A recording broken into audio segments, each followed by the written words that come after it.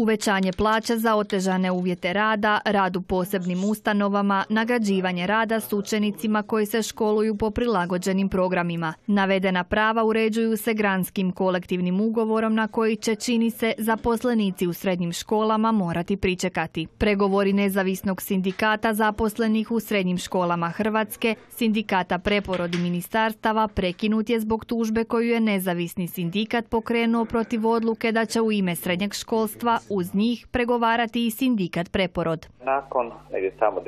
11.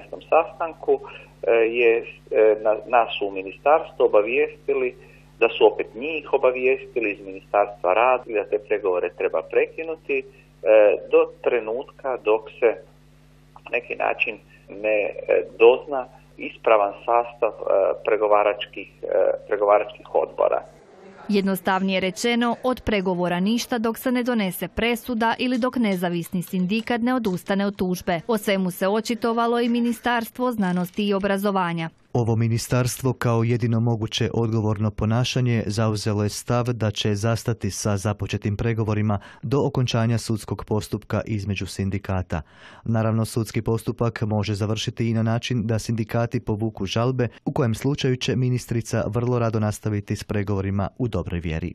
Zbog svega navedenog, sindikat Preporod zauzeo je sljedeći stav. Ono što mi smatramo spornim, dakle, u cijeloj ovoj situaciji, ponajprije ovo da su ti pregovori vođeni. Dakle, mislim da su sve činjenice bitne za ove pregovore, znale su se i ranije i njih nije ni trebalo započimati, a sad već kad ih se započelo, onda mislim da sudski sporovi nisu razlog da se ti pregovori prekidaju.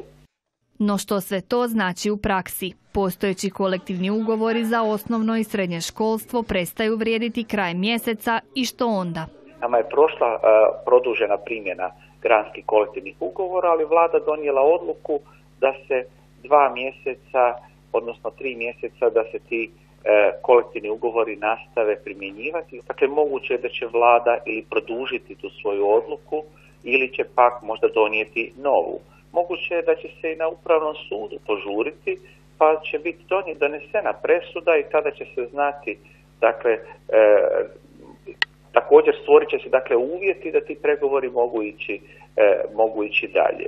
Stipić podsjeća da se prije 10 godina dogodila situacija u kojoj su zaposlenici u osnovnom školstvu bez kolektivnog ugovora bili gotovo 1000 dana, a nisu bili zakinuti za svoja prava. Naš stav u sindikatu Preporod je taj da bi uvijek na neki način trebali prevagnuti ovi razlozi, dakle, zbog kojih mi u sindikatima i postojimo, odnosno da bi nam uvijek interes naših članova, ali i svih radnika u sustavu, jer nemojmo zaboraviti da mi pregovaramo i za članove, ali i za nečlanove, dakle sve zaposlenike, da bi nam trebao biti na prvome mjestu.